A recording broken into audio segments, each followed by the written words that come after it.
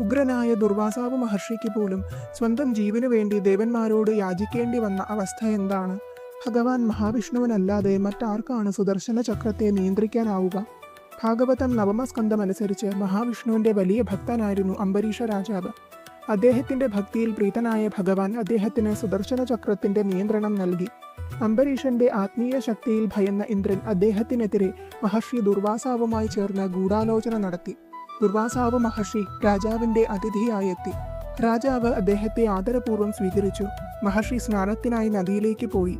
എന്നാൽ അദ്ദേഹം അംബരീഷന്റെ ഏകാദശി വ്രതം അവസാനിക്കുന്നതുവരെ മനഃപൂർവ്വം കാത്തിരുന്നു. വ്രതത്തിന്റെ ഭാഗമായി ദേവന്മാർക്ക് നിവേദിച്ചതിന് ശേഷമുള്ളത് രാജാവ് മഹർഷിക്കായി കരുതിയിരുന്നു.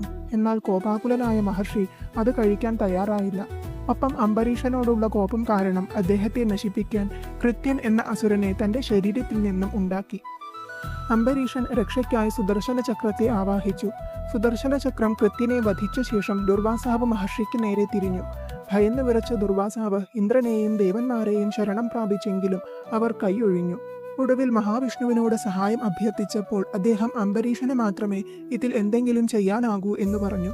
മഹർഷി അവസാനം അംബരീഷ രാജാവിനോട് ക്ഷമയാചിച്ചു.